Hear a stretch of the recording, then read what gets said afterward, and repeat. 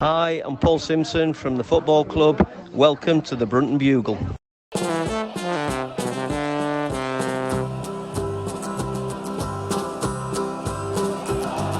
we come, blue and white, and we're looking good. You'll be in for a fight, and we fight pretty good. Getting goals is our job, and we get goals good. Looking good, we are Carlisle United. Hello everyone, you're listening to the Brunton Bugle, the number one place to get your account fix in the podcast world. I'm Lee Rooney. And I'm Adam Tiffin. Back to the drawing board for the Blues as the Burton win is followed up by a home defeat to Reading. We discuss the fallout from the latest loss for United before looking ahead to the long trip to London to face informed Charlton Athletic this weekend. With a pass so true to Boulder Stone and Clark's in view. There's a cross and a run, the old 1-2 and a shot. I'm just going to do this for the guys who are playing the Brunton Bugle bingo, which some of you might have seen put on Twitter today. I've got it up on my phone right now, so I'm gonna keep track of it. There you go. There's your first sigh of the episode. Yeah, Adam, how are you doing? You went to I should say no, actually, I didn't go to the Reading game last weekend in the end because I was ill, unfortunately. I had a particularly bad night the night before, so I wasn't really in any state to be going to the game. I think I did quite a good job missing out by the sounds of things. Yeah, you've timed that one well. It was definitely a game to miss, but you could say that about 90% of the games that Carlisle featured in this season. So, I mean, it wasn't exactly potluck or anything. It's probably the law of averages. Yeah, I mean, from what I've heard, it wasn't great, but it wasn't Cambridge United defeat bad. To be fair, so which would have taken something to be fair to match that. But there you go. Right, well, we've got a few bits to get through. Obviously, we've got the news to cover in a minute. We'll look back on the defeat to Reading, and then we'll look ahead to the Charlton games. Charlton this weekend, is it? A Charlton away game. Obviously, we'll have a chat with the opposition pod as part of that in part 2. Before I get going, just to remind everyone that the sponsor for the podcast this season, of course, is the Carlisle United Supporters Club London branch. Brilliant supporters of the club, and the stuff they do in terms of fundraising for the club down the years. Also do great stuff for exiles in terms of away games and sorting out tickets and travel as well and things like that, and designated pubs, which I've got the one for Charlton this weekend written down, so I'll be saying that one later. If you want to find out more about them, go to their website, carlisle.londonbranch.org, and you don't have to live in the southeast or in London to join them. You can live in Timbuktu. There you go. There's another one for the bingo. Just had to get that one in. Or the bungo, as it should be renamed. The bongo, the bunyo, lesser bunyo, is it? That's what they're trying to reference there. To be fair, I think Chris did say to himself he didn't realise he typed it wrong, so so there you go. Right, let's get into it then. Let's go into the news section. Let's start with the Cumberland Cup, shall we? Tough game this one, wasn't it? Yeah. Put up this is the thing.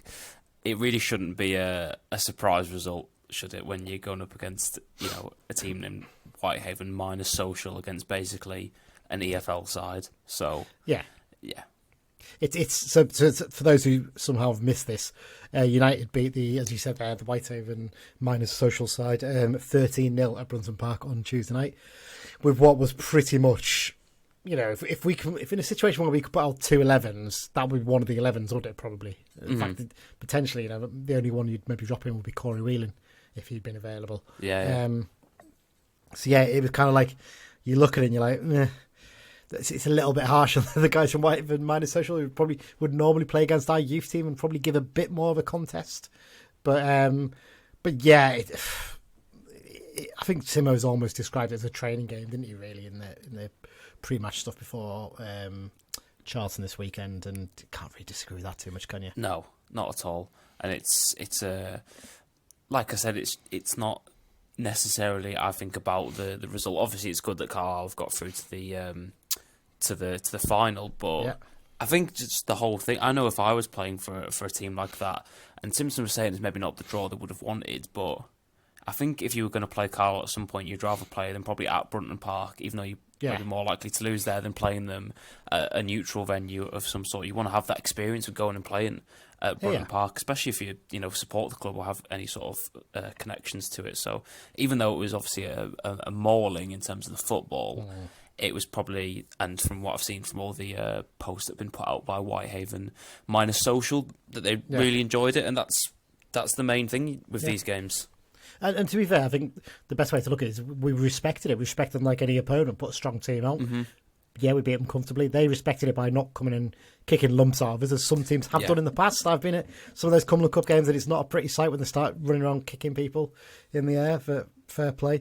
United's goals, I mean, hat-tricks for Sean Maguire, Dan Butterworth and Alfie McCalman, alongside a brace for Finn Back, and strikes from Jaden Harris and Jack Robinson secured United's place in the final against either Workington or Maryport Athletic. I imagine it's going to be Workington probably. So that should be an interesting one. Be Danny Granger's last game, wouldn't it? So for Workington, you'd think. So it'd be very interesting if that happens. So yeah, I mean, good run out, as you said there. Like alongside those players who scored, the likes of Thomas Shirley got a run out in goal.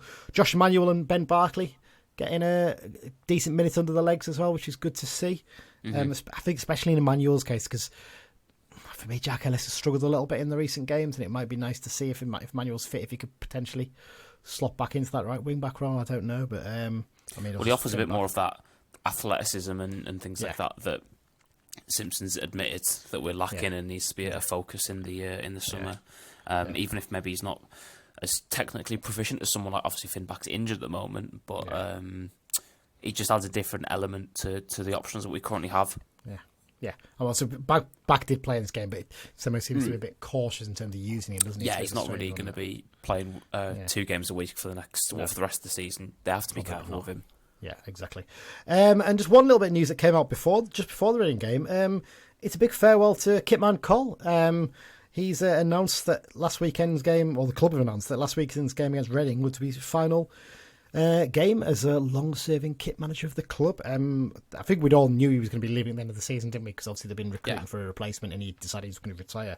But obviously the replacement's been trained up already, and they've decided, well, let's do it now rather than wait till then. So you need characters like that around clubs, don't you? So a consistent face there to keep things tied together almost. And it was interesting. I noticed a few of the former players had commented on the post saying, one of the best, great guy. And that's interesting. Corey Whelan posted up, and I think that really sort of summed up Corey as well as much as anything. Bear in mind he's not playing at the moment. He can't play because we've dropped him from the squad. He even put a comment up saying, what a great guy, fantastic bloke over the last 3 years for him. And it's just all the best, isn't it? Really, to call, isn't it?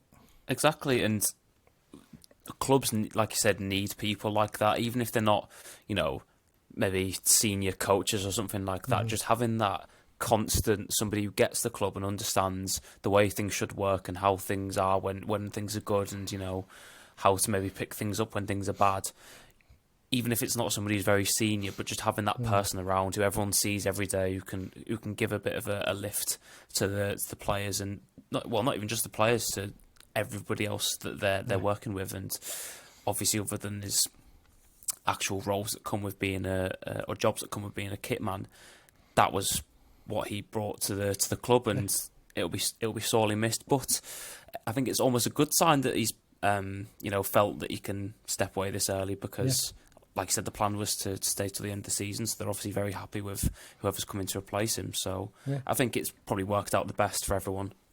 Yeah, absolutely. And I wish all the best to Cole.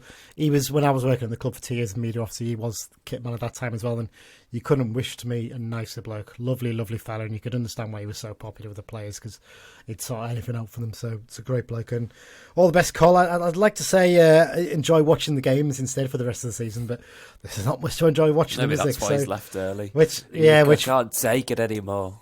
Just go and have a holiday first, Cole. That's what I do. Which brings us on quite nicely to match review time. Carlisle United 1, Reading 3. I don't really want to say after the Lord Mayor's show, because I think that's probably not quite the right description for it. But there is a feeling of a bit of a bump back to reality, isn't there, with this result? Definitely, yeah. This was a put down of severe magnitude for the Blues. Yeah. From not necessarily such a high. I mean, it was such a high because we hadn't won for so long before Burton, but just to finally have that feeling back, and then we were saying last week, could they, and they can't. They just can't. That was really fully proven against Reading, who obviously there's a lot of talk about the quality. And we'll get onto the quality of the squad and maybe how much people may be overhyping them and things like that, in terms, and also the fact that they even because of the points deduction, weren't too far away from us and how much better they were. It was so convincing. That was probably that's the worst part of it, is that it wasn't even close. Yeah, I mean, for me, from what I've seen over the 2 games of them, Burton are probably the worst side we played this season. I was not impressed at all. But what I'd say is I get the impression that Burton are very consistent in terms of the way they play, in terms of the formation, in terms of the selection probably. And having that consistency has probably helped them, because in some games they've just played the percentages and they've got bits from it. And our problem all season has been is we don't really know what we're going to play game to game a lot of the time. It changes so much, personnel-wise, formation-wise, and it's kind of a feeling of like, if we'd maybe tried to stick with something, maybe we'd had a better chance. Maybe I'm being a bit over-optimistic there, I don't know. Yeah, I think that's probably a bit of wishful thinking, because, I mean, we don't know our best team. I don't think Paul Simpson, from the evidence of the selections this season, necessarily knows his best team.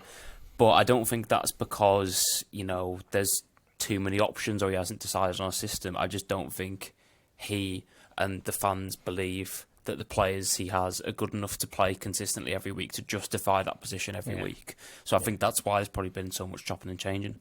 Yeah. For this one, there wasn't many chopping and changing. Well, there was. We just said that. We picked exactly the same team as the Burton game. I don't think Simmer had much choice really in this, did he? No, he changed the team. People will turn around and say, why have you taken Huntington out? Or why have you brought so-and-so in? Or why have you done this? And he has to stick with the team. That's the thing, doesn't he, after a win like that? Absolutely has to stick with it, because, as I said, it'd been so long without a win, and that was the team that won us the game. And barring injury, it would be extremely harsh to then change it unless there was some sort of tactical revelation that came to be. And as we found out pretty quickly, that was not the case. It was just the same team, but just couldn't perform to the same levels against a much better opposition. No, absolutely. And let's talk about the game then. Obviously, you're going to be able to talk about more than me. I've watched back a lot of the game on the iPhone, and I've watched the extended highlights, so I've got a general idea. But from listening to the commentary, we started fairly lively, and I think it sounded a little bit end-to-end early on, and there was one particular chance that was created from a really quick free kick to play to Mellish, and he actually whipped a really good ball into the near post. That the impression I got was that Armstrong had completely missed it or had missed the chance. Actually, he's just stretching to get to it. He's not able to quite get there. The ball's cleared back out to Robinson, puts the ball in, and Armstrong that time does head over from the follow-up. When you see that, you think, okay, maybe there's a chance there, but it looks to me, and you'll know better than me, that Reading really got a grip of the game at that point, and then Smith had his chance where he's through on goal, and Lewis actually makes a really good save if you watch back the highlights to tip it onto the post. Does he? I didn't notice that at the time. He just gets it. It's not much, but it's enough to tip it onto the post. I think because he's short on the angle so much by coming out so far that Smith basically had to try and hit it early, and tips it onto the post. Well, I worried as soon as I saw him go through that he was going to chip Lewis just because of how far he came out. Because it wasn't like he had a lot of room to play with, did Smith, if he did try and go for that. But sort of going back to the chances we had just before it, I've heard people questioning the signing of Luke Armstrong, going, is he actually that good? And I don't know if you've heard similar, but my view on it is that we are creating so little. Well, we're creating so little, and then such a small percentage of that are actually good chances that he should be scoring. That we have to score every slight chance we get to give ourselves a chance. When we miss 100%. Them, we're disappointed. But it's such a high bar we're setting for him, and especially since he's having to do so much work on his own, I think it's really harsh to hold that ground at this point in his Carlo career. I've heard all those bits, and I 100% agree with you. I think, put it this way, when you sit back and you think, has there been like 2 or 3 chances he's completely fluffed, like easy chances? No, there really hasn't. Actually, the chances he's having are pretty much half chances. He's sort of sometimes stretching back to head the ball towards goal, and to actually get on some of those chances, he's doing pretty well. And I agree with you. I think once we start creating better chances, it's going to be next season now, probably, isn't it? But if we can do that, I think we'll start to see a really good player. I think he's a player who could score a lot for us next season in League Two. Yeah, we'll have to wait. I think the only chance I can think of that's like that I think he probably should have scored was Exeter. That would have been his first game. Yeah, that was his first game in ages, so you can excuse that, can't you? Yeah, but it wasn't like a glaringly poor one. It was like Butterworth at Barnsley or anything like that. No, definitely not. Well, the opening goal then came not long after that chance, and it was Smith again that was through. And it's a combination of things, this goal. It's a brilliant ball in by Wing to Smith. Really, really clever ball over the top. But at the same time, it's a bit of poor defending, isn't it? And I've seen a few people criticise Huntington. I'm not sure Huntington's at fault on this. I think it's actually a combination of Mellish and Lavelle. Mellish loses his man, he peels off in Smith. But the space that Smith peels off into is a huge gap left by the fact that Lavelle is seemingly a long way out of position. He seemed to have pushed forward a little bit for some reason. And bear in mind, we were defending at that point. It seemed a bit of a weird one. You might have had a better view actually at the ground, though. Yeah, from my view from the stands was when the ball was played, I immediately saw John Mellish make the decision to go with the other man. Now, I don't know, because I didn't... At the time, it seemed like he just made the decision to go with one or the other, but I think he maybe just didn't realise how open Smith was. Yeah. So I think Mellish has just seen the balls coming over the top and decided to attach himself to a man. And unfortunately, it's just the wrong one, because he's probably expecting somebody to his right as the left centre-back to be able to maybe cover that off better than him. But the positioning for a lot of players is really poor for it. It's one of the things I've really noticed this season against better opposition. Bolton away they did it really good when we played them away, and to be fair, they did it when we played them at home too. Was the movement of the strikers they played, or the movement of the forwards, because Redden didn't play two out-and-out strikers, but they'd just be pulling the defence apart, and Mellish and Lavelle and others wouldn't know whether to go, whether to stay, and that would create gaps for them to receive the ball in or get in behind, and it would just create a lot of confusion. And we don't do that, but I think that's what happened for the goal. People just got sucked out of position because they were following their men, and it led to this massive gap for Smith. My initial reaction for Lewis was the positioning seemed a bit odd, but in that scenario, he has to just try and, he can't look back to see what his angles are. He's just got to presume he's in the right place and make himself as big as possible. Yeah. And he wasn't quite, but I can't put it down to him for the goal. It's a slightly scuffed finish as well. It's not the cleanest finish in the world, and I think that just catches Lewis out a little bit, because he tries to, like I said, he tries to make something big or put Smith off, but he just gets the right connection. It's not necessarily the best connection, but the right connection. It's in the back of the net. There was Diamond had a chance after that. Wasn't particularly the greatest chance in the world, but it's a decent little run and shot over. And then the second goal, Nibs' first goal. Again, it's a good run by is it Yadim? I don't know. Yadim. Yeah, or Yidom. I don't know. Yidom. I think you're right there. Sorry, Yidom. For the goal, but again, it's a bit of poor defending, isn't it? And actually, it's Diamond that's a fault at the start. Too weak. He's got to try and at least take the free kick there, even take a booking.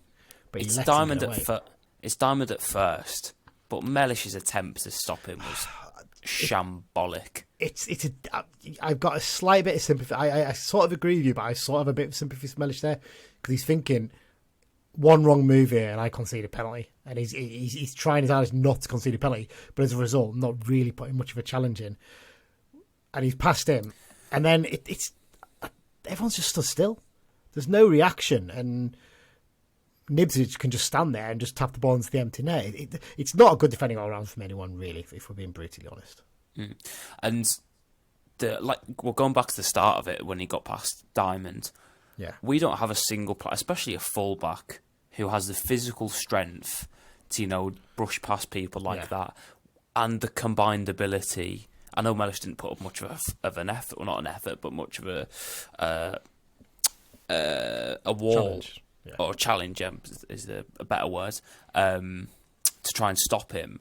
But we don't have anybody, not even up front, who's got that combination of skill and power to get past people if needs be. So it's just a massive sign of where we're lacking. But yeah, Diamond, I don't begrudge him as much because he's not a defender and physical attributes were against him. But yeah, my main problem with Mellish is that he just doesn't make a decision either way. He thinks about going to make a challenge, which sort of puts him on his heels, but then he thinks, oh no, I can't go out here in case I leave space behind me for somebody to come in and score, which he obviously did, but he didn't do either then, so it just left a pretty free space for him to get to the byline and cut it back to Nibs. And you could tell from their reactions to the first 2 goals in particular, when they were down our end, that they were wanting to win that game, and we'll get on to the reasons why. Yeah, we'll talk about that in a little bit.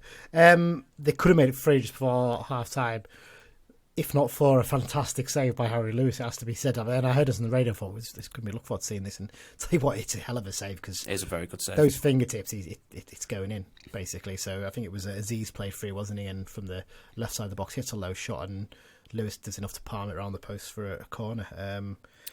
He did a similar... Was it not last game? Was it against Burton that he did a similar save? I feel like I remember seeing. Yes. Yeah, I'm pretty sure he's done similar. He's done similar in another game. We tipped it onto the post against someone. I can't remember who it was. I can't remember. Anyway, we'll find it somewhere, I'm sure. Into the second half, there was another sort of awkward mishit shot from Aziz that Lewis had to tip over the bar for a corner. From the resulting corner, they kept the ball alive after it was initially cleared out. And I think it might have actually been Aziz who had the low ball into the box, and Nibs just pulled. I think it's off Lavelle. I'm not sure because I don't really see the number. It was off Huntington. It might be Huntington. You might be right. It's hard to tell if it's a 5 or a 6, and you don't really get much of a sight of it. But he pulls off his marker and just sort of pokes it in at the near post, doesn't he? And it's, to be fair, I find that hard to blame the defending as much on that one, because it's just a really good ball into a dangerous area, and the striker's just a little bit sharper, isn't he? I think the only point that you can pull up the defender on is the fact that he's not that he's lost his man, because obviously, you know, as a defender you're having to react to the movements really of a forward. So you know, unless you're lightning quick, you're going to be probably maybe a half yard behind them most of the time. It's just he did have quite a bit of space around him to be able to, and it's a good finish. It's a very good finish. You know, Simpson said after the game, somebody at League 2 level or something like that probably, you know, mishits it, dribbles to Harry Lewis or goes wide. But Nibs has got that quality where he can direct it into the near post. So absolutely. It was a combination of I'd put it more towards Reading's players being good than our defending necessarily being bad. But I think there was still an element of it. Yeah, absolutely. United then had a go, fun enough, for about 10-20 minutes or so. So often, it's so frustrating. It is because at this point in the season, I don't know how you feel about this, but at this point in the season, when we've got such a massive gap to try and claw back, and everything suggests it's not going to happen, why not just play with a bit of freedom? There should be that. I know it's not going very well at the moment for anybody who knows cricket, but that sort of Bazball mentality of, so what if we lose? We've lost, you know, what's another loss going to do to us? You know, we may as well go out and try and actually play in a way that we want to than just trying to edge points. The question is if we've got the players capable of doing that. And that's where the question is. If you're going to do that, I kind of feel like then, we'll talk about him in a minute, but Jordan Gibson probably has to start games, because as much as he's not going to track back and do the defending as much, he will offer you something going forward. That's one of the key issues, isn't it? So it's a difficult balance to get to, I think. Yeah, no. Armour created a chance of a cross that was met by Armstrong, headed just wide. And then Big John got his goal. Good ball in from the right by Gibson on the free kick, I have to say. Good ball, whipped in into a good area, and a good header from Big John comes off the bar and in. And then Gibson nearly made it 3-2 with a quite good effort, actually, from 30 yards. It was a weird one because it bounced a couple of times and nearly caught the keeper out, didn't it? But just went wide of the goal. But as we've sort of said, it was a little too late, and Reading quite rightly deserved the 3 points. And yeah, it's difficult when you look at the stats. I think that's one of the key things that stands out. We had more shots than them. We had 13 shots. We only had 1 on target. They've had 11 shots and 8 on target. That's telling, that, isn't it? Yeah. To be fair. That proves 2 things. One, probably the quality of their forwards in comparison to ours. Not even just the strikers, but the people around them who can create those chances for them. And also the level of defending in the 2 teams. It's just it's so stark. It's so stark. It's been apparent for some weeks now that there's a massive, massive gap between us and the standard of League One. And it's the quality of chances that they're creating as well that stands out. You know, you see they're all really good chances, and actually Lewis had to make 2 or 3 really good saves. Whereas with ours, there's a lot of Armstrong stretching to get headers and putting them wide because he can't get a decent contact on them. And actually, the only good chances come when Gibson comes onto the pitch and puts a good ball in for Mellish, and then has a shot himself that goes just wide. So it's quite frustrating at the moment. Thoughts on Reading? Obviously, I wasn't there, so I didn't get to see as much. I'm sort of loath to criticise these sort of things, but I kind of feel like they were bigged up a bit too much by people. You look at their record; their away record's appalling. I know they're a good side, but I don't buy. I really don't buy that they're a championship club in waiting. I just don't. I think they've got some good players, but I still think that a half decent League One side gives them a good game for me. I'll put it this way. How many teams we played this season looked like potential championship in waiting clubs? My answer would be a lot. There's probably quite a few teams we've played against and thought, oh, these look really good compared to us. We all thought Fleetwood were great on the first day. Remember that? Which is not think about. We all thought Fleetwood were good on the first day. Yeah, exactly. And look how they've turned out. We were so... when we compare every other team in League One to ourselves, they all look, apart from Burton, brilliant, and probably Shrewsbury. They're the two teams I've looked at and gone, yous aren't that good, really. We've put up a decent performance against those two. But apart from that, pretty much every other team that I've seen us played against have been like, yeah, these are probably quite a lot better than us. Port Vale at home's the only one I can think of. Yeah, they weren't great either. And the thing is... And look at the situation they're in now. Yeah, but yeah, even Cheltenham look a decent side against us. They look like a well-drilled outfit who knew exactly what they needed to do. Yeah, that's what stood out when we play against them. So even those teams, and like Cambridge too, who weren't necessarily got tons of technically gifted players, but they're rigid and they're hard to beat, and then they've got a couple of players who can produce those moments of quality. In theory, we've maybe got a couple of those players, but we're not rigid enough to be able to build a base, frustrate teams, and then take chances and win games. 1-0, 2-1, get a lot of draws, because that's what kept Shrewsbury out of the relegation fight for so long. Yeah. Their goal difference is horrendous, but they won a lot of 1-0s and things like that. Yeah, we're not capable of doing it. We can't keep clean sheets. No, exactly. And the truth is, Reading are in the bottom half for a reason. They aren't world beaters. They're decent technical side. No.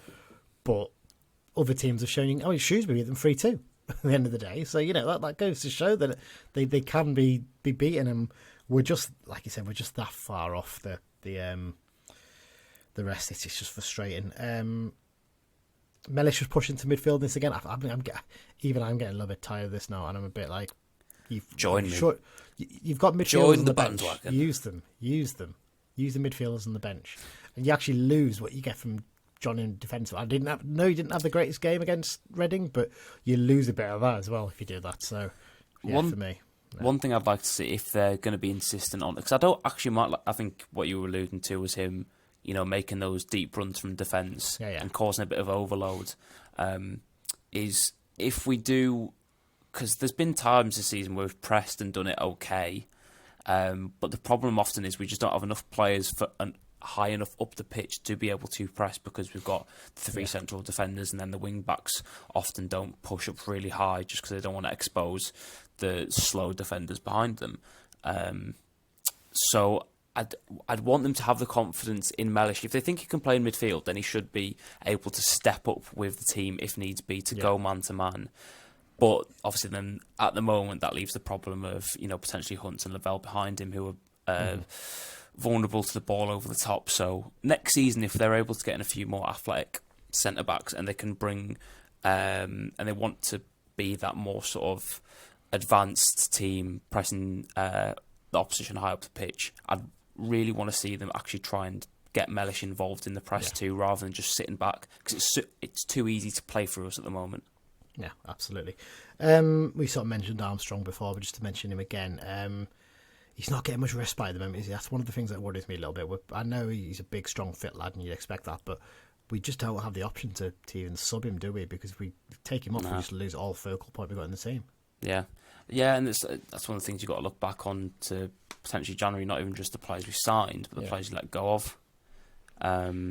Just one of them, obviously Edmondson seemed pretty adamant that he was going to leave. But someone like Garner, I'm sure he'd have been happy to, maybe stick around for the rest of the season. I think with Garner, it was always the offer of the 18 months older that was tempting him. I think that's probably the main reason we lost him. But you're right. I mean, obviously Kelly's been brought in as replacement, and look, he's a long-term replacement. He's not a short-term one, so we get that. But yeah, it's just a bit frustrating in that sense. Little mention for Harry Lewis, who obviously talked about him just earlier as well. Another good performance. He's had a couple of decent ones recently. Do you think we're starting to actually see the keeper we signed now? His distribution seems to be picking up a little bit as well. There's still the occasional, but there's going to be risky moments because that's the way you're asking him to play. And it's showing actually when you look at if you go look at the stats for pass success, 74%. And that's about the third game in a row. Well, take away the Burton one. That's about 2 or 3 games in a row. It's been up like in the 70%, which has been in 50s all season. So that shows a slightly different approach. Yeah, there was that one pass that he played, and I don't know if he scuffed it or what, but I don't know what he was thinking of it. It was awful. But apart from that, I think probably some people have just got the mindset that he's not for them, and it's going to be he's going to have to play a lot of very, very, very good games to be able to convince them. So I think, unfortunately, not necessarily too much, on him. He's going to have to, it's not necessarily been his fault that he's been conceding a lot of goals. There's been 1 or 2 where we'd look back at it and think, yeah, he should have done better there. But, it's not been like he's been really poor or like holy in his last few weeks where he was just conceding sloppy chances every single week. So I think some people are just sort of made up about him. Yeah, I think it'll take a little bit of a while to convert a few people, but I think a few people are slowly sort of coming around to it, I think it's fair to say. Jordan Gibson's cameo seemed quite impressive, seemed to cause a few problems. He's such an enigma though, isn't he? He actually, amazingly, even though he only came... When did he come on as a sub? He came on as a sub just on the hour mark. He's our best rated player on whoscored.com for this game. He got 7.3, which is, quite telling really, isn't it? Yeah, he's just a spark plug for the team. Like you said, an enigma, someone who just creates controlled chaos. He's just someone who can create and has that ability to pick out chances and opportunities from a situation that most people couldn't. He's just frustrating that he doesn't necessarily have, if he had the defensive work rate of Luke Armstrong, he would be smashing it. He'd be. The thing is, he so can't. good. He can win the ball because when he plays in that central midfield role, he's actually quite good at having this ability to just nick his toe in and nick the ball and start an attack. It's the tracking back bit that's the problem sometimes. And if that can come, he could be, like I said, he could be a really good player. But some players maybe just aren't built for that. That's sometimes just the problem. But for me, I keep saying that. I still go back to the fact that I think if we're going to have a go, we might as well just play him every game and just try at least and have someone out there who's going to create some decent chances because no one else seems to be capable of it at the moment, unfortunately. Right, well, let's get on to the point we mentioned before. Simo's pre-game comments. This came after. It would have been after we recorded last week, wasn't it? These came out. We didn't know about these. Yes. Yeah, it must have been. So he made some interesting comments, didn't he, about Reading and their financial situation, which, I mean, the Reading fans had a proper hissy fit about it online, which, they're entitled to, whatever, but how well advised do you think making these comments are? Obviously, I work in communication, so I sort of have a sort of thought about this. For me, even if that is his view, and I've got some sympathy with that view, actually, that Simo's got, to be fair, not 100%, I've got a level of sympathy on it, I still don't think it's worth making them because all you're doing is giving them just if you're playing well, I don't really mind it as much. But the fact that we're playing badly against a team that isn't got the greatest away form in the world, and all we're doing is riling them up, I don't quite get the point in that. Yeah, I did an article on it basically, and my point overall was don't poke the bear, especially when it's already angry, which the Reading players and others will have been because they've just been docked more points and they'd be like, oh, for God's sake, we've been docked more points. We're doing, all we can on the pitch to try and survive relegation, and because our owner's not funding the club enough, we're being punished for it. And Simpson did say in his comments, he's got sympathy for the fans and the players and things like that. But you don't give them that extra motivation, that reason to really want to beat you.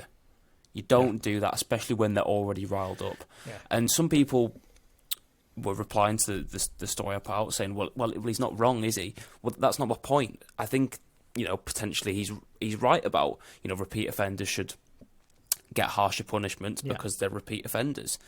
The point itself isn't necessarily wrong. It's just, does he need to air it in public before we play them?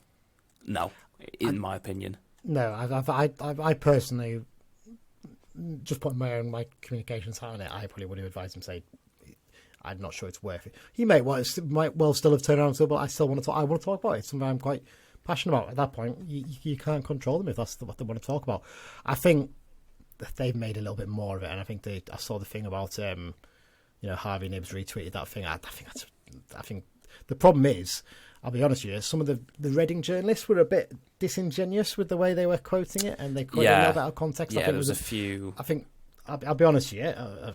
Generally, I find most lower league reporters pretty good. I thought the Reading ones were a little bit childish in some of their behaviour. Just my opinion, but there you go.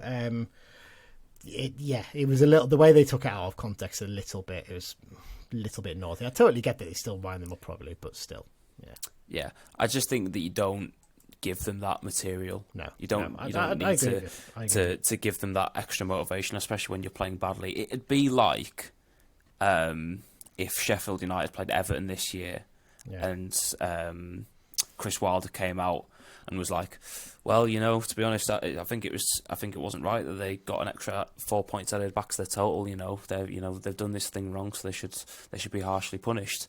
Yeah, like you don't need to do that. Just leave it. I get Simmer's level of frustration because at the end of the day, I saw some of their fans saying, "Oh, we're not we're not paying big wage. We haven't paid a transfer fee in years. I know you haven't." It's like, "Oh, but the maximum wage we can pay $6,000 a week." It's like, we can only dream, even with our new owners, we can only dream of paying $6,000 a week for a player. So let's not talk about that. That's like this chicken feed. If your owner's not funding and you're not self-sufficient enough and you can't afford that $6,000 a week, you shouldn't be paying that $6,000 a week. That's the simple fact on it.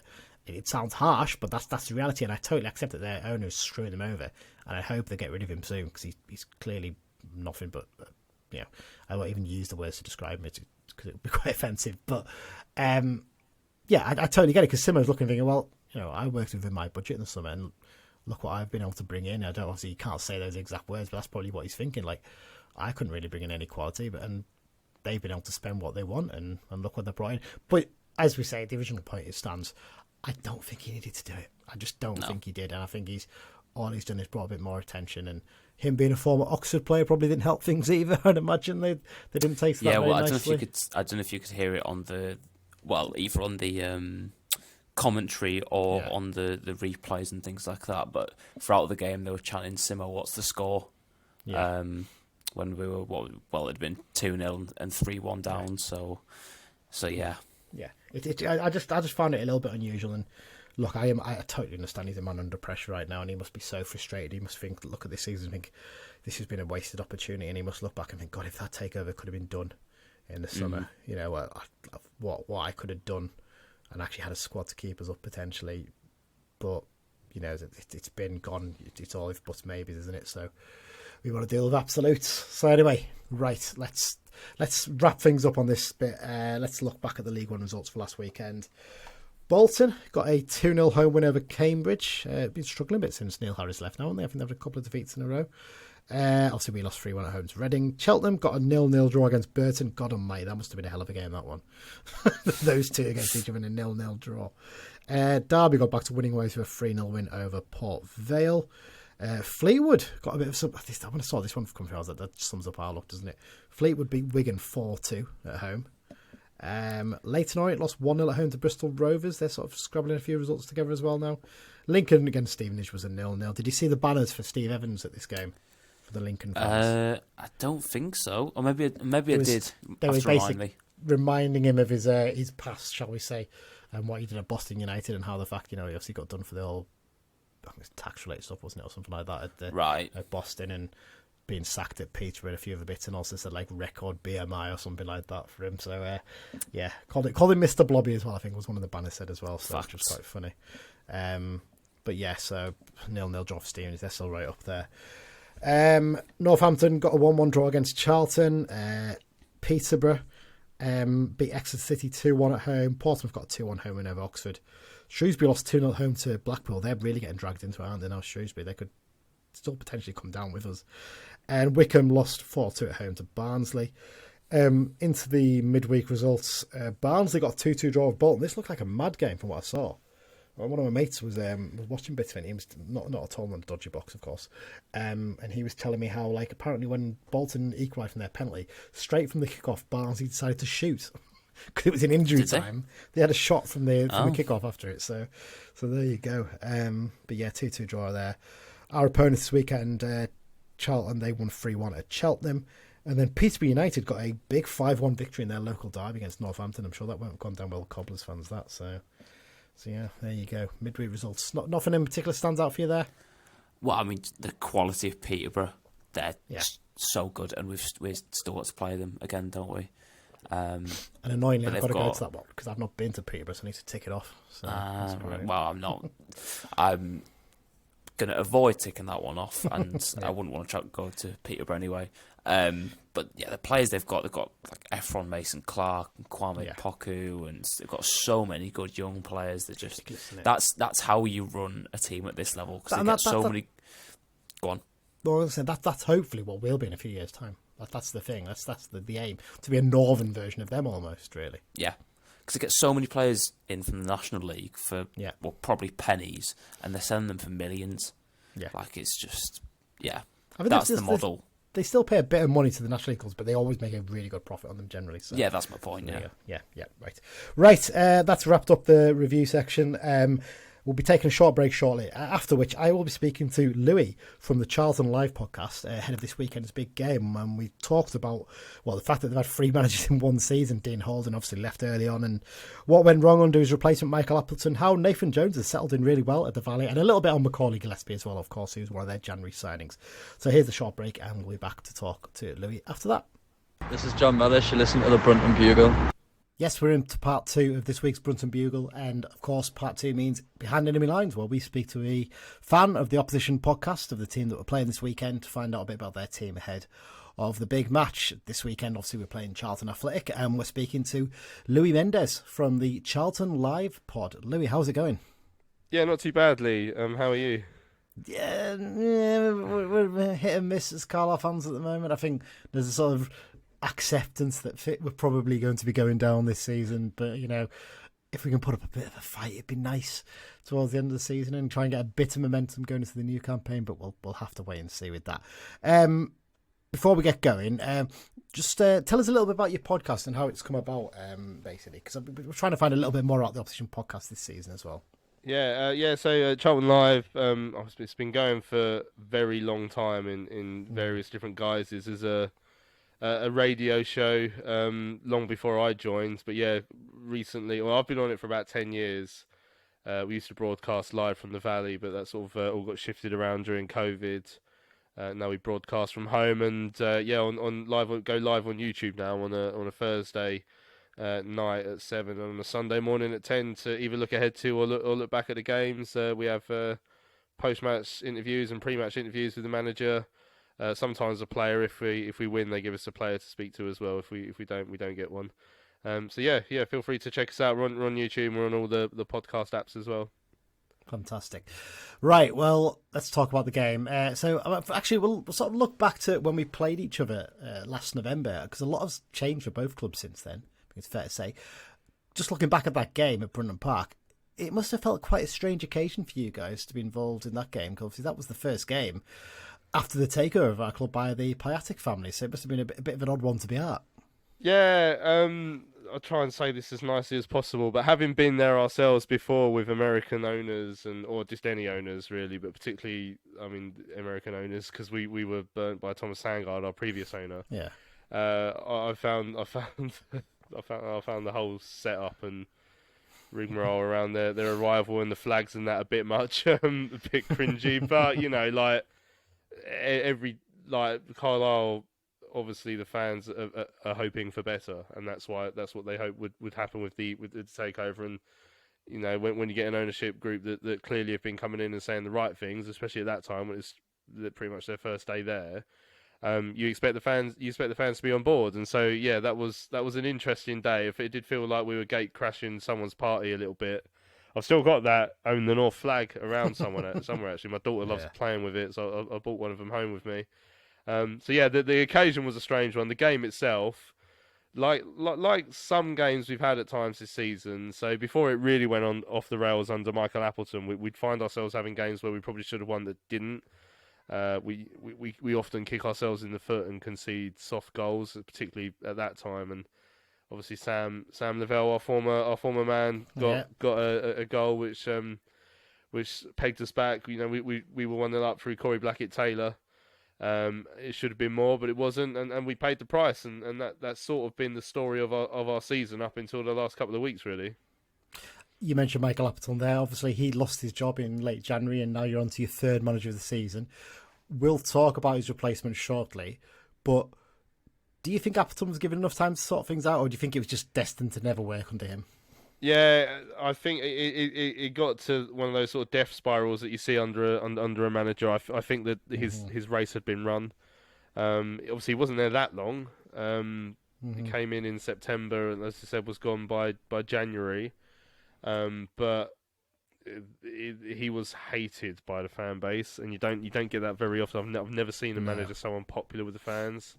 So by the time he was let go, which was after a home game against Northampton, it was almost like he was being put out of his misery. Like, he really should have gone before that game. Like, we got beat at Burton over the weekend. He should have gone after that game, really. And yeah, unfortunately, it was just clearly never going to work out for either party. So whilst he didn't get the greatest amount of time, I think the relationship between the fans and the manager had long gone by the time that he was let go.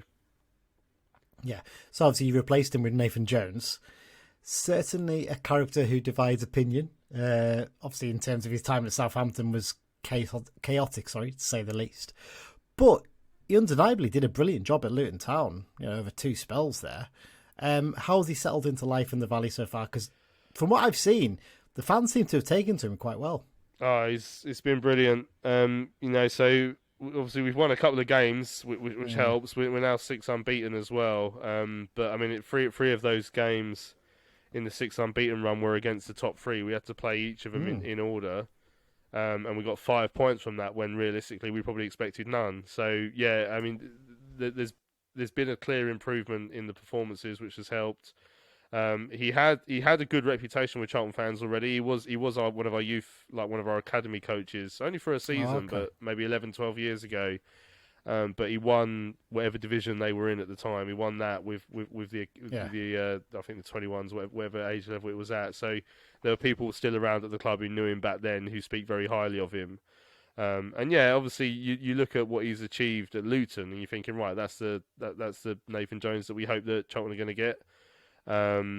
You obviously have to take into account what happened elsewhere at Stoke and at Southampton. But it just feels like, from what we've seen early days, I can see how he wouldn't have been a good fit going into a side like Stoke, who, to be fair, have had a lot of managers who's been unable to turn the tide there, but also were freshly relegated from the Premier League, so still had a lot of big egos and big name stars, and obviously going into Southampton where they are in the Premier League. And the way Nathan operates, he is very much number one head honcho of the club. Yeah. Very intense, very, very, very sort of all action, very expressive on the touchline. If you're of the mindset that who is this guy that's just come up from the Championship or League One or whatever league, if you're Stoke or Southampton, that he's come from, you might think like he's a bit up himself or anything like that. But when you're at our level, when you're at Luton Town's level, he's like, yeah, he's got some authority around here, and he's earned it with what he had achieved in coaching so far, and that's played a big part in us. I think he's got the respect of the players very quickly. It feels like, and he's certainly got them playing the way he wants them to, and he is passionate on the touchline, for want of a better phrase. He does throw his arms around a lot, at full time. He will give it big licks to the away end at full time to celebrate a win, and fans love that. That's partly why Michael struggled with us. I mean, you don't need it. If you're getting results, it don't really matter, but part of why Michael Appleton lost the fan base is because he was also not getting results alongside being very, very passive. so there was nothing really there to like for the fans. But Nathan's got charisma, character, all of that by the bucket load, so that helps. But I think the main thing is he's got him playing well, and that's the most important thing. So why have you struggled so much this season? Because I mean, we looked at your squad in pre-season when we did our pre-season predictions, and I think at least two of us had you guys in the playoffs, and we felt there's some good signings there potentially. What's basically gone wrong? I think our early business in the January transfer window got people thinking, right, Charlton seems to be heading in the right direction. Obviously, Alfie May coming in, having scored so many goals for Cheltenham, and Pan Kamara, who was injured pretty much all the last season with Ipswich, but the season before, or maybe the one before that, had been very good at League One level with Plymouth. So when people saw that quality of signing early doors, they thought, right, Charlton are mean business, but we never backed it up in the summer. The rest of the summer window was a bit of a disaster, really. So I think we were pretty hamstrung by ourselves on that front. Obviously, we started with Dean Holden. It didn't we've had defensive issues all of last season, and they continued into this season. And again, Dean's had started to. So Dean was sacked after only 5 league games, having lost 4 of them. We won on the opening day. Also lost a League Cup game at Newport. And whilst the timing surprised a few people, he was the first manager to be sacked this season in the EFL. The direction of travel was certainly one where the manager would be starting to have questions within the next 3 or 4 weeks. So they acted swiftly, and I was sort of not against that, because I'm thinking, right, if you think it's not going well, and you act swiftly and replace with someone better, then obviously you can make that a good decision. But it didn't help. They replaced with some like we say, we've already spoken about where it went wrong for Michael. But there were also issues with injuries. Chukwuemeka and Miles Leeburn have both missed big chunks of this season. They're big parts of how Charlton play games. They would often bring at least one of them off the bench to close the game out as a striker. Keep the ball up that end of the pitch, score a goal if needs be. They were missing for large spells, so that didn't help, and that did put a lot of pressure on the defence that were leaking goals for fun anyway. So it might have changed, because I think we picked up at least one more now. But us and you guys were the two sides with the lowest amount of clean sheets this season. 2 for us. Yeah, 2. So I think we're on 4 now. So we got 1 against Portsmouth. So we're starting to open up a nice little gap there in the old clean sheet table. But so defensively we have had issues for the majority of the season. I feel like it's gone in the right direction under Nathan. Even at Cheltenham on Tuesday night, there were some openings, perhaps more openings than we'd seen recently for them, and they did score a goal and might have had another 1 or 2. But yeah, that was a big part of our issues this season. So recruitment was wrong at the start of the campaign. Even those that come in January, it's taken them until now, so we're in March now, for them to start looking a bit better.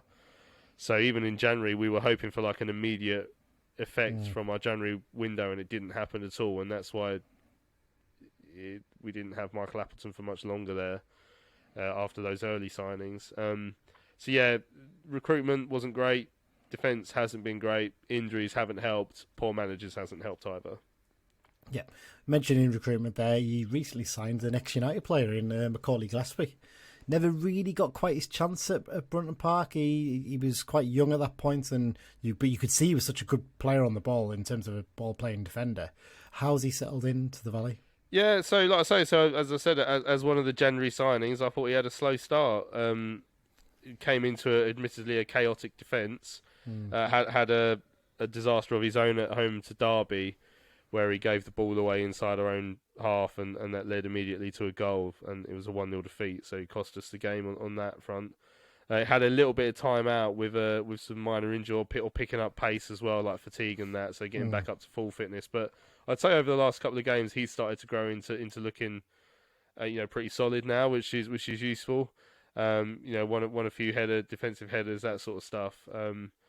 So yeah, he's been okay. I don't think I've seen too much of him on the ball actually. So it's interesting you make that point. But again, I'm not sure we're majorly set up to play out from the back a great deal at the moment under Nathan. There's been a bit of a do the dirty work first and get the results before worrying too much about a playing style. But yeah, maybe we'll see a bit more of that. I mean, we've seen bits and pieces of it, but maybe we'll see a bit more of that as the season wears on, and hopefully we stride towards safety.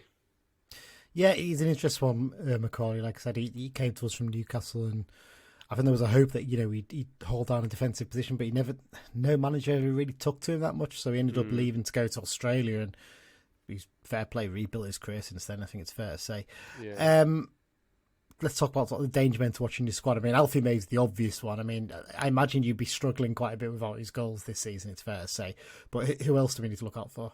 Yeah, so obviously Alfie's he's been a bit over the last few weeks. He's slowed down a little bit, but again he scored against his former club on Tuesday at Cheltenham.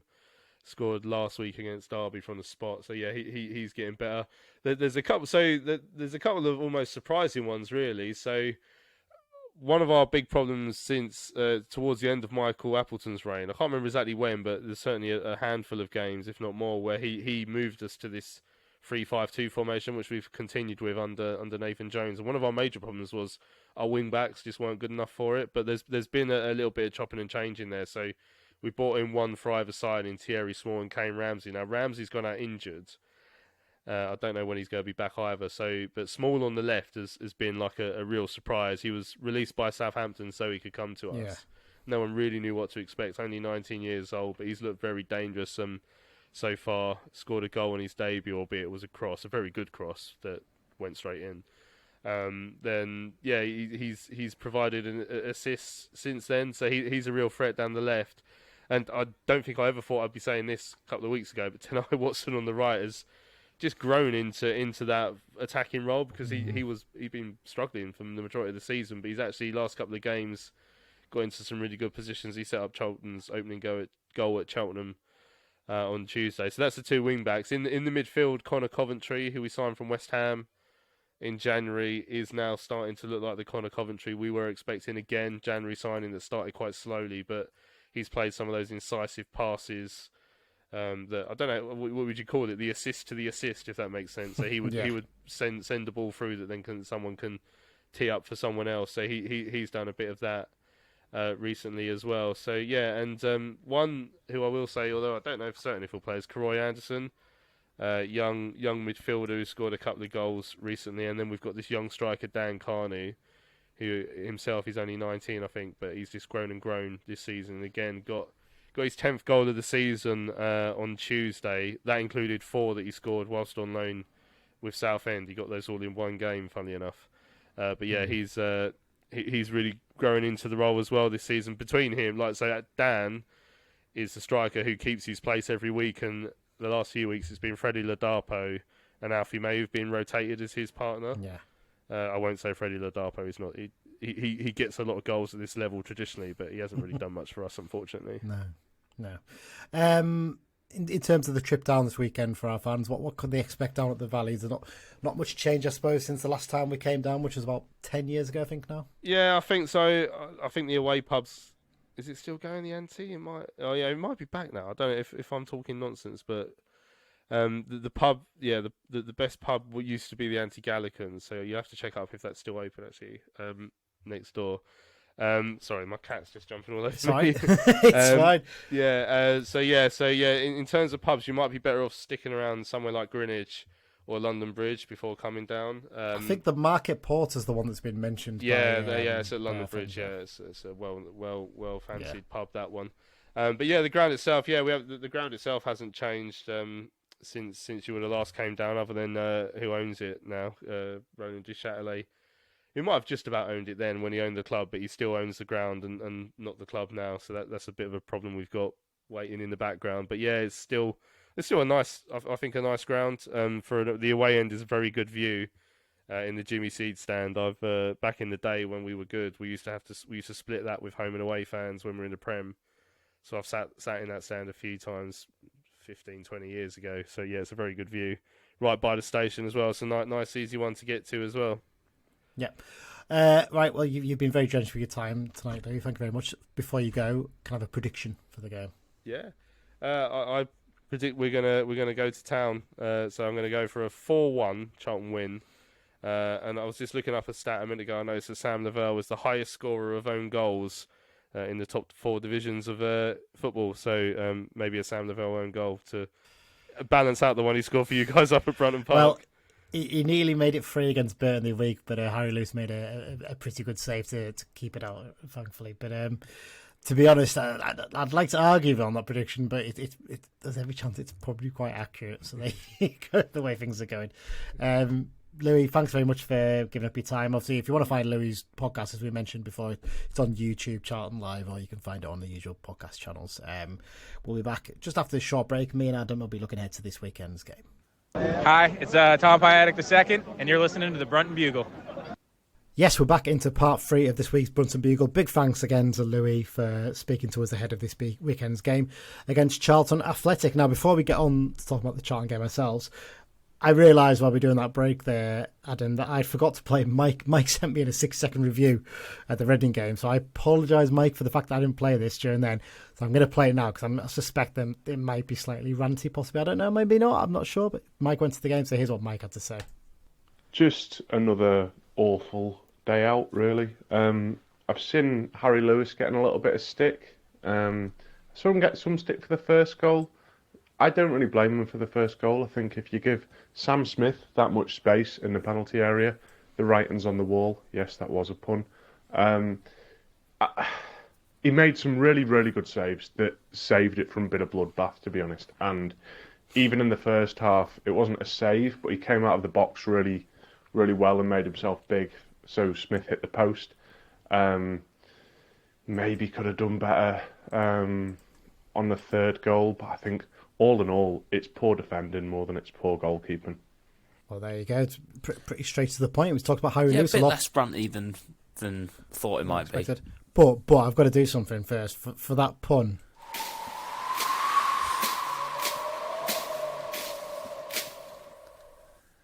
There you go. That's another one you can tick variation. Off. Well, is it not a... Oh, no, it is a Mike joke.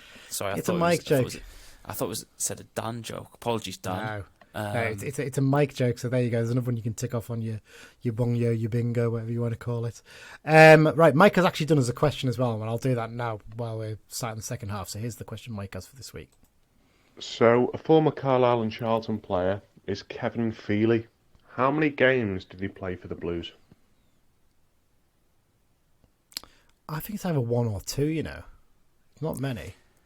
Well, this is going to be another one to tick off the bunyo/bingo. Because I believe, unless I'm misremembering, that I probably was too young to remember him. If he's 20, no, to be fair, no, maybe not. 10 years maybe I just don't remember him. This might not be to do with age, I might just not remember him. No, when was he playing for us? I feel like he was at the start of that season we went down from League One last time, I think. Right. I might be wrong on that. About 10 years ago. I think it's either 2 or 3. 2 or 3. I can't remember which one. In fact, it might even be 1. Oh, I'm stuck. I'm going to say 2. I'll guess 0. Just okay, it probably isn't, but he definitely played for us. I remember watching him play. Sadly, I think it's 2. So let's see what the answer is. And it was 2. Hey, 2 too many. I got it. Yep, 2 too many. He's got that bang on. That doesn't quite qualify for Lee says he's not sure and gets it absolutely right. You seemed a little bit sure about that, so anybody who had the marker pens out, put them away. Exactly, that one doesn't count. That doesn't count. Right, let's talk about this game then. Charlton Athletic. It's a weird one. If you'd gone back a month or so, I think we're looking, we're thinking, this run of games, some chances to get points here. We could get points for these ones. This one was one we sort of picked out. Said, well, actually, I know it's a long trip away, but they're not in great form.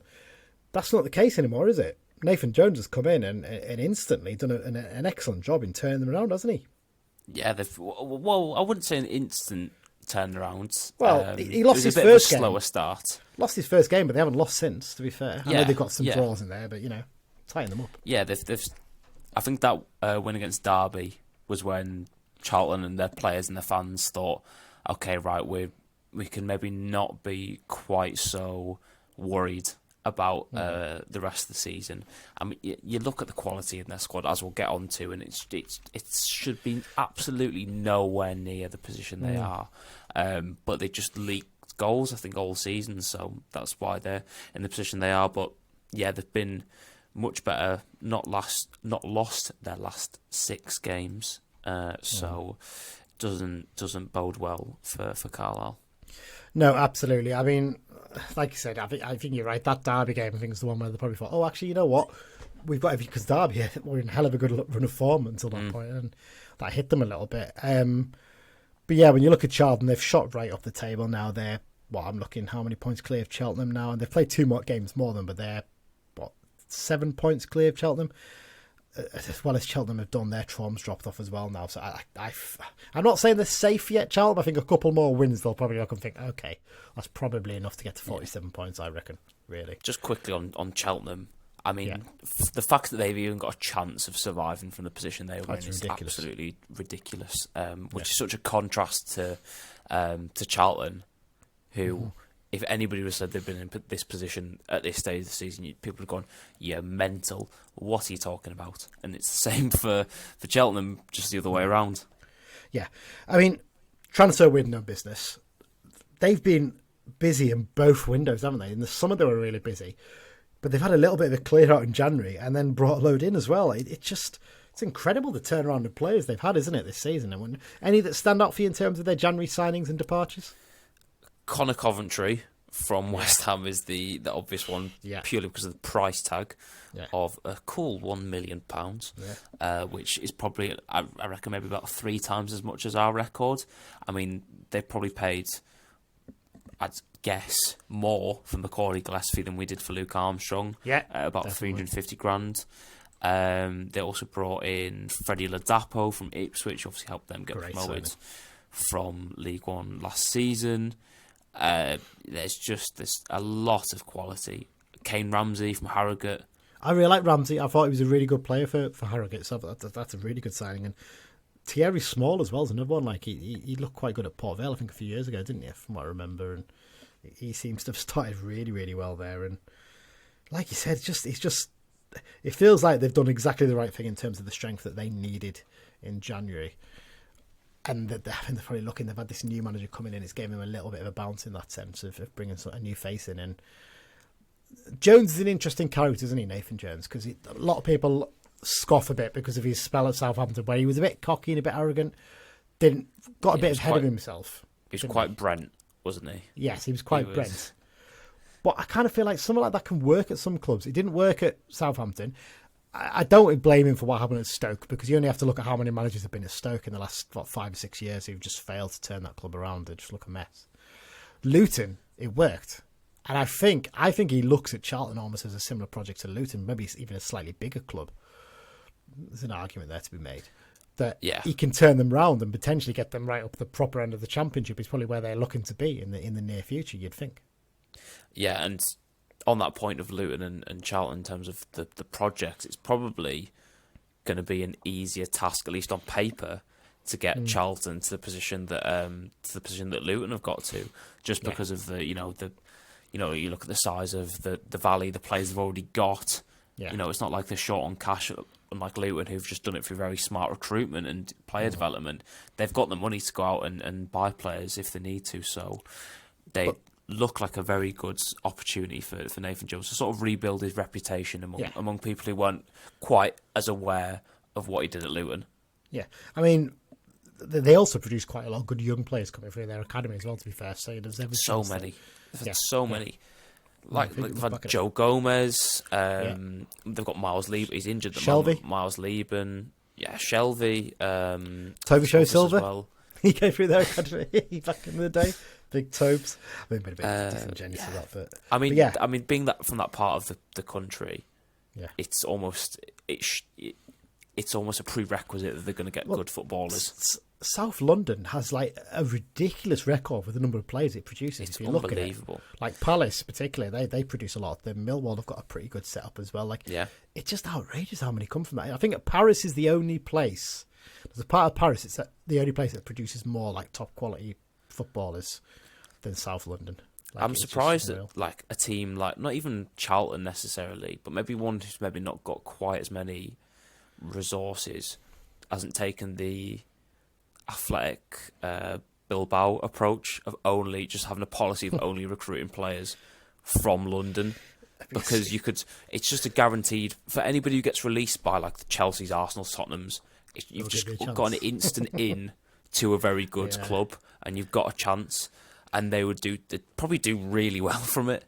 Because imagine if Paris FC, the second club to Paris Saint-Germain, imagine if they had that policy and they could just hoover up all the players that PSG released. They'd be so good. So that's something that I don't, just because it's not something that's been ingrained in the clubs for a long time, I don't think they'd actually do it, but I think it'd be very interesting to see.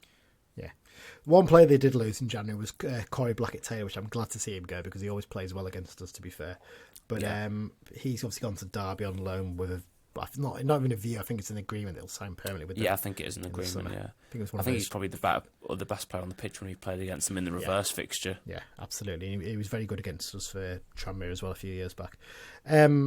But they brought Daniel Kanu back from his loan at Southend, and he seems to have done really well as well, doesn't he? And anyone else who sort of stands out in their squad? But Alfie May's the obvious one, isn't he? Really, but attacking wise, you've got Chuck Sanike in there as well. He's always been a really good player at this level. As you mentioned, Ladapo as well, done so well with Ipswich, but there is a lot of quality in that squad, isn't there? Yeah, even the players who they didn't have before the January window. In net, Harry Eisted, who was amazing for Barnsley in that playoff final last year. Lloyd Jones, who was very good for Cambridge. Nathan Asimwe, Tanae Watson. Connor Coventry, obviously, we've mentioned. Lewis Fiorini on loan from Manchester City. He's probably got the best academy in the world. Panucci Camara, who I've seen a lot of people raving about when he first joined them on loan from Ipswich. Just so many good players, such talent that it's, like we said, it's unbelievable that they're in this position. Yeah. Another player they signed in January, as I mentioned there before, Macaulay Gillesphey. What were your thoughts on his time with the Blues? Because I said this to Louis when I saw him, that I just felt he never quite got the chance with us. And I always saw this good ball-playing centre-back who maybe needed to bulk up a bit and get a bit more physical. I always thought moving to Australia was a strange move for him, but it's proved the right move in the end. Look at how well he's done since he's come back with Plymouth and now obviously at Charlton. But I always felt he was one of those ones that really we should have been looking to maybe not build a defence around him, but he should have been a prime part of our defence, I felt. I remember it was really his last couple, and you can correct me on this if you think I'm wrong. It was really his last season or two, maybe, where I started to think, you're a very decent player, yeah. And I remember being a bit sort of not sad, but it would have been very good to have kept him. Had he decided to not go to Australia. Like I said, it ended up being the better move for him in terms of his career. But I don't think of him as a failure as such. Some players you maybe look at, like Paddy Madden, who just didn't work at Carlisle, but he was good everywhere else. I think he was good, and we could see what he potentially could become, and he's grown into that player. Yeah, absolutely. I'm just looking back here at his career with us. There was a game, I can't remember which one it was against. I don't know if he scored in it or not. He scored a great goal against Morecambe, I think, in the trophy, I think, a while back. But I think was it a game against Manfield he played where we scored a brilliant team goal. And I just remember him being a big part of that goal where he was just sort of spraying the ball about as part of that move. I'm really glad he's had a good career because it's one of those ones you looked at when you thought, going to Australia, is that the right thing? But actually, players have shown they can come back from it now. And, Ryan Edmondson's doing okay out there so far, so you never know, he might end up back in England at some point. Probably enjoying himself a bit out there first, but there you go. Yeah, so form-wise, as we mentioned there, Charlton, one of the better sides in the division right now. In the last 6 games form table, they are 5th with a record of drawn, 1, drawn, 1. So, hopefully it'll be a draw this weekend at the very least, based on that. Snap your hand off. 100% take your hand off for that right now. I mean, even look at the results they've got in those games. As you mentioned, they beat Derby. They obviously beat Cheltenham in there, but they've got a draw against Portsmouth, which not to be sniffed at. A 3-3 draw at Bolton as well. And we saw how good Bolton in the game against us, and even Lincoln, they're in really good form. Lincoln, and they got a draw against them, so they're certainly not going to be a pushover in any way, shape, or form, are they? It's going to be a tough game, this one. No, and that Bolton game, I'm pretty sure they were. I mean, you could look at this 2 ways, but I'm pretty sure they were maybe 3-1 up in that Bolton game at Bolton. It's not for everybody winning 3-1 at Bolton, but just shows the firepower they've got in their team. And the fact that Alfie May in some, I don't know if, I'm pretty sure it hasn't been the case in the most recent of games, but in some games over the last maybe month, maybe 2 months ago, wasn't starting for them. I think it was when Nathan Jones first came in, he wasn't getting picked for them in the starting 11, which is, I mean, that's just rude, frankly.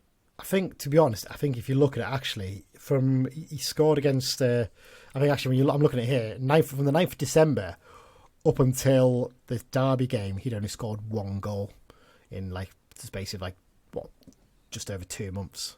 So that's probably why he wasn't playing as much. Even still, the fact that they, as we mentioned earlier, we can't give Luke Armstrong any rest by one because there's injuries, but also because there's no options that are even comparable. Yeah. The fact that they can rotate someone out like Alfie May, who has that quality, it's ridiculous. I'm just looking here now, his record for them this season, 34 games, 18 goals in the league. So more than 1 and 2. So yeah, we just don't have that. We just do not have that. And, he's not even playing as a central striker a lot of the time. He plays out wide, doesn't he? A lot for them. So yeah, he sort of plays as a second striker or like I say, on the wings. Plays off the big man, and that seems to work for them really well, which kind of makes you wonder, brings you on nicely to talk about United here. Would it be better for someone like a Maguire playing alongside Armstrong? So let's talk team selection. What do you do now? I'm really loath to keep chopping and changing it game to game to game. But we need to maybe have a look and see what other combos we can get.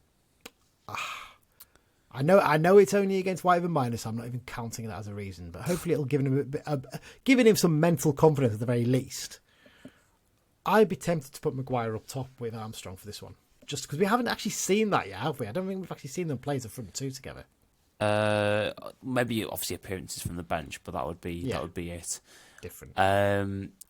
How would you involve either of Jack Diamond or Jordan Gibson in that case? That is where I've got a problem. That's why I'm scrabbling my head to think. I think Diamond's done very well the last few games. I'd find it very hard to drop him. Would you make him one of the midfield three? I don't think he's strong enough to be one of the midfield three. That's the problem. So this is where I've got a real dilemma. Do you maybe put Diamond onto the bench and use him as a sub? Possibly, if it doesn't work. Maybe. The only thing that I think has a slight chance of working is if they were to play some formation that had Luke Armstrong as a central striker and then Diamond on the left and Maguire on the right, and doing essentially what Diamond did a lot in the Burton game, which was starting, especially for long balls up to Armstrong, starting out wide and then coming in to receive the second ball or get onto the second ball. That's, I think, the only way you'd be able to do that. Could you do a 4-3-1-2 almost? Play Diamond just behind Maguire and Armstrong, and just encourage your fullbacks to attack it. If Emmanuel's fit, do you play him ahead of Ellis? I think I probably would for this one, to be honest. I think why not? Fit enough. Yeah, get someone there that can attack a bit more. I would not be.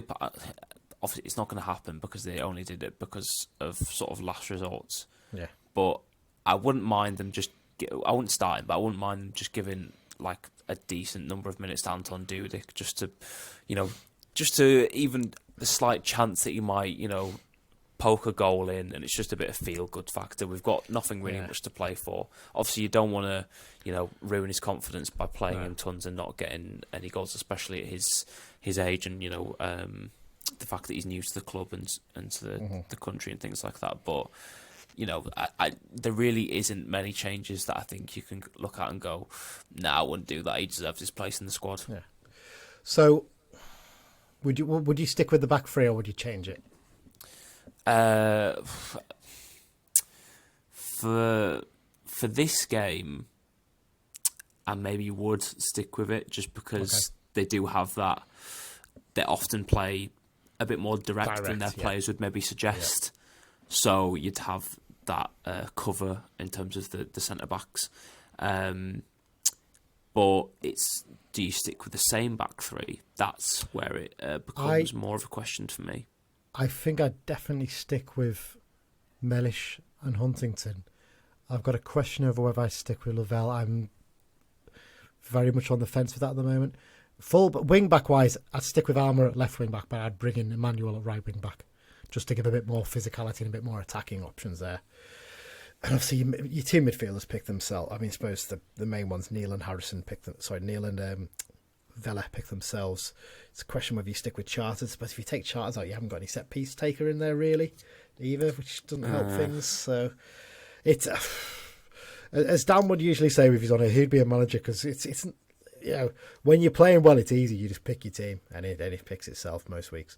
When you're not playing well, you haven't been playing well for a while, it becomes a much bigger challenge, especially when you've got a lot of options. So based on the premise of Maguire scoring a hat-trick against Whitehaven minus Social, would you start or consider starting Alfie McCalmont? It's a fair question. If I'm saying the same, there's an argument. I just think Taylor's just... Yeah. And obviously, like you say, you lose the ability from set pieces. But I mean, other than the pass to Mellish, who then crossed it in the first half, I don't really think his set pieces were that good. For the rest of the game, obviously they were better against Burton.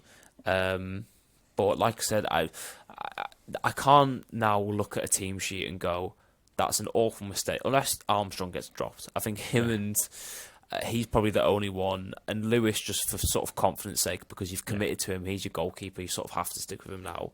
Those two are the only ones that I now expect to see in every single starting lineup. Apart from that, everyone else I'm sort of not too bothered by. Yeah, that's fair enough, to be fair. Right, let's have a prediction for this one then, Adam. God, do we go back to the well of optimism, or is it dry? I think you're the only person who's predicted a defeat this season, actually. So. I know, I don't even think we lost. I can't remember. We didn't. No. I can't remember what game it was. I mean, there's a high probability we did lose the game because that's what happened most this season. I will go with... they've been very high scoring recently.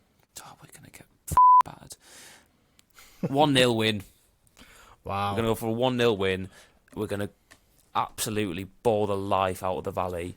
It's going to be one of the worst football matches for all 800 of the fans. And that Charlton fan, you better pay up, Dan, if we beat the threshold. But for those people who made, including you, Lee, who make that journey down, it's going to be the worst game of your lives. Oh. And Jordan Gibson's going to come on, off the bench, score a goal, and 1-0. Well, you know what? That sounds like the best away day ever. That, never mind worse. That sounds amazing. I'd quite happily take a terrible game, but we win with Gibson. Oh, I would too. Screamer. But yeah, right. I'll do the other guys' predictions first. So right, let's have Mike's prediction.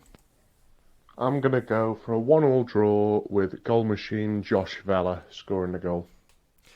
Mike's caught something. The fact that we're missing out on points here because Vela keeps scoring goals, but I think he might be. I think his luck might be up this time. So there's Mike's prediction. Here's Dan's. Well, we may as well just have fun with these predictions for the rest of the season. 2-1 away win. Armstrong to score, and Jack Diamond. There you go. Dan's been optimistic. Well, I'm gonna go. I'm gonna go for. Do I go 2-0 or 2-1? That's the question. I'm really optimistic. What are we doing? Do I be stupidly optimistic? Sorry. I'm going to go 2-0. 2-0. And we'll take a 1-0 lead early on. We'll defend like hell, and then we'll hit them on the break later on to make it 2-0. And I think it'll be goals from Taylor Charters, and Luke Armstrong will get the other. Right. X-File section time to wrap things up today. There's some interesting ones in here, especially in midweek, where we'll be dropping down to the National League North. A lot of X-Files goals. In fact, there's a few actually in the weekend as well, to be fair. National League North is where to be if you want to see ex-Carlisle players scoring goals. At the weekend, James Tavernier scored a penalty. There you go. There's another one for you to tick off on the thing. He netted from the spot again for Rangers in their 2-1 home defeat to Motherwell. I don't know if you saw this. Lee Miller's son, Lennon, brilliant bit of skill to set up one of Motherwell's goals in this game. He looks a real player, he does. I don't imagine there'll be some big clubs watching him in the summer. Sam Cosgrove, he scored for Barnsley in their 4-2 win at Wycombe Wanderers. Josh Todd, we don't hear from him very often, but he scored for Queen of the South in their 2-2 draw with Stirling Albion. I think Max Gillesphey playing in this one again, so he's doing pretty well at the moment. George Glendon, He scored for Chester in their 2-2 draw at Scunthorpe. Scunthorpe have really dropped down, as you'll find out in a minute in the midweek results as well. Who else? Jordan Cook. He's been chipping in with a few goals since he moved to Blythe Spartans. But this goal was in a 3-1 defeat at Tamworth. You are very much too young to remember Tamworth, aren't you, Adam? You went the conference season. In fact, you. Oh yeah. You mean Well, conference season was 2004. Yeah, so you'd have been like what, 1 or 2 or 2. something like that. Yeah. There you go. Yeah, you didn't have to get to enjoy the delights of the Lamb, as it's known. What an absolute dump that ground! What dump the town is, to be fair. Hopefully, we've got no Tamworth fans listening anyway. I doubt it. Very much doubt it. Mark Ellis, he scored for Chorley in their 2-1 home win over Rushall Olympic.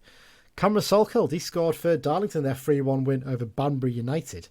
Interesting, actually, talking about the National League stuff. Did you see something the other day? You seen that Truro City, they've got problems with their ground, haven't they? And they're redeveloping it or something like that, I think. And so they're having to play games away from Truro in Cornwall. And they've been playing games at Taunton. But the game at Taunton, Taunton have had issues with their pitch as well. So they've moved, I don't know if they moved all the games, but they moved one of their games to Gloucester City's ground. I think Gloucester City's ground is a 3G pitch.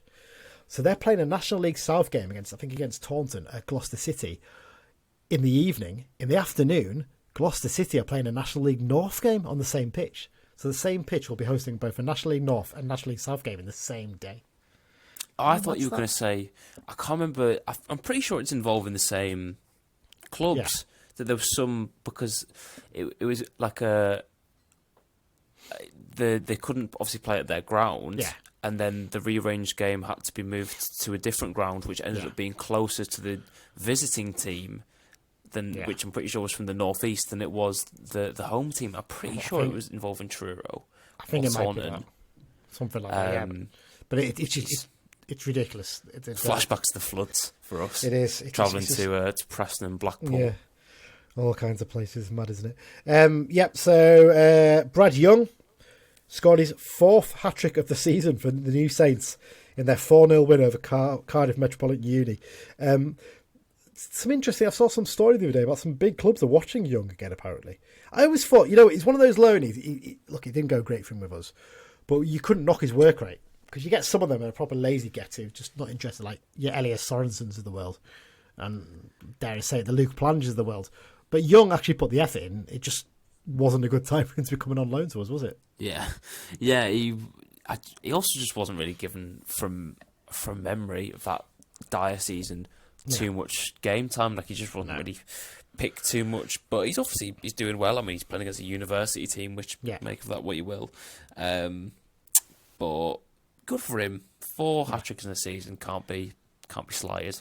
No, definitely not. Dav Symington, he kept up his run for the Golden Boot in the Northern Premier League Premier Division, scoring Workington's 3-1 win at FC United and Manchester. A couple of other points from this game. Sam Hetherington, who's one of our youth team players, he scored in this game. I think it's his first goal for Red since he's gone on work experience there. So well done to Sam. Great stuff to see that. And there was a little bit of a bother after this game, wasn't there, in the bar, I think it's fair to say. Yeah. Well, I was there with Marine last year, and it's actually for a ground at that level, it is very nice. Good. It's a good ground. When did we go there? I went there a few years back. 2 seasons back. Yeah, when our game at Rochdale was called off at like 2:00, we got a taxi up to FC United and watched them against. I want to say Guiseley. It wasn't Guiseley. There was someone else like that anyway. But yeah, I remember going there. And it's a nice little ground, isn't it? It's a good little setup. To be fair play to them. Obviously Barrow's training ground as well, isn't it? So there you go. Into midweek, speaking of Barrow, James Chester scored for them in their 2-0 home win over Gillingham, getting them back to winning ways. Mark Ellis is a goal machine at the moment. He scored for Chorley in their 4-1 win at Bishop Stortford. Still, it's ridiculous at the fact that they're in the National League North as well, but there you go. As I mentioned before, Scunthorpe are really hitting rock bottom at the moment. They lost 4-0 against Darlington, and in that game, Cameron Salkeld scored twice for Darlow. And Richie Bennett chipping in with a goal for Southport in their 3-0 win at Warrington Town in midweek as well. Another one actually from midweek, just as we're recording.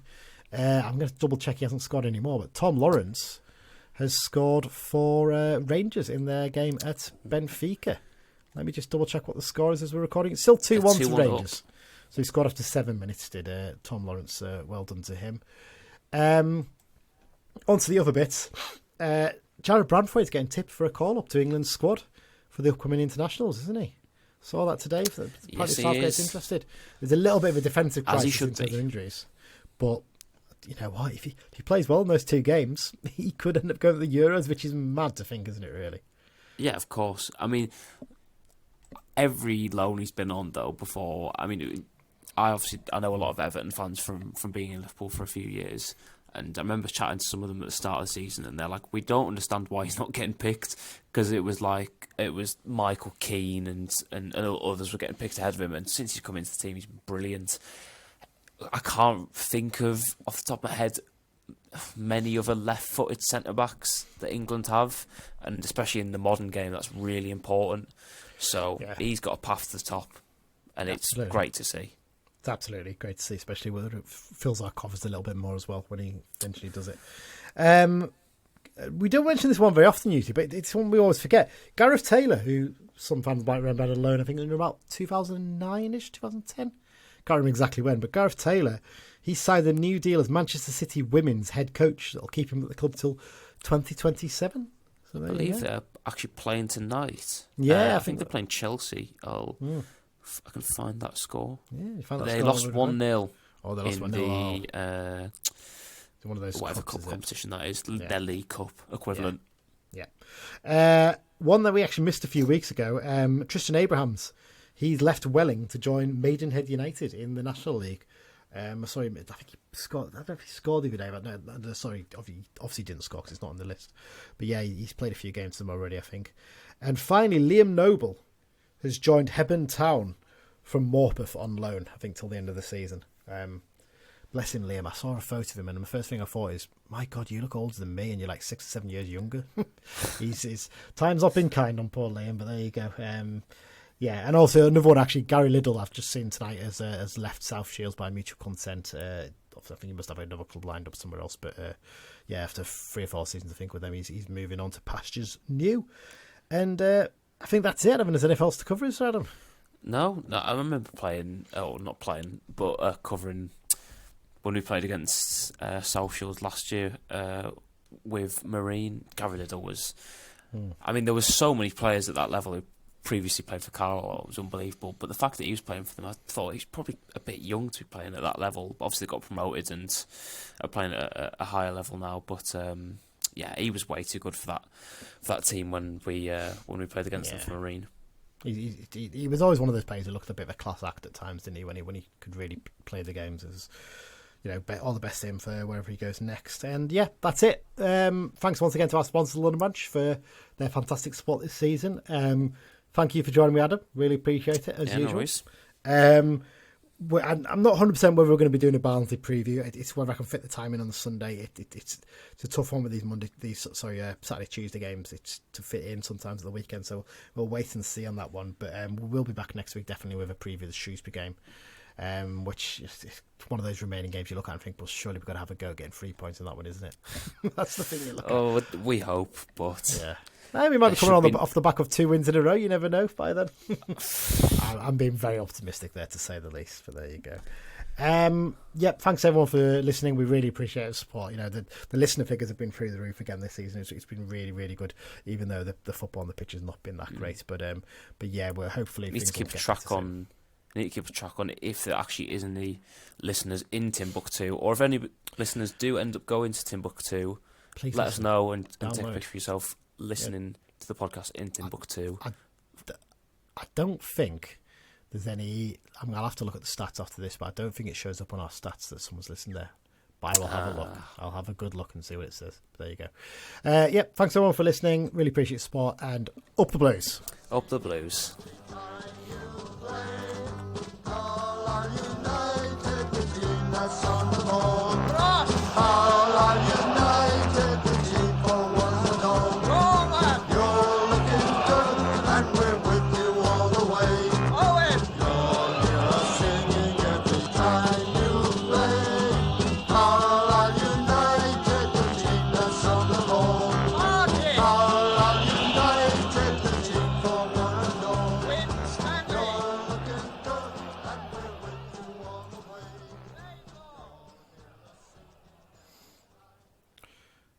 I've just checked there before.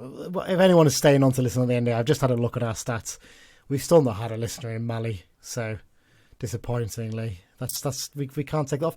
A lot of Africa's not covered. South America, you've only got Venezuela, Guyana, Suriname, French Guyana, and Uruguay to tick off. So if you're going to South America and you want to visit some of those countries, please tick them off for us. That'd be nice. There you go. That's all. Bye.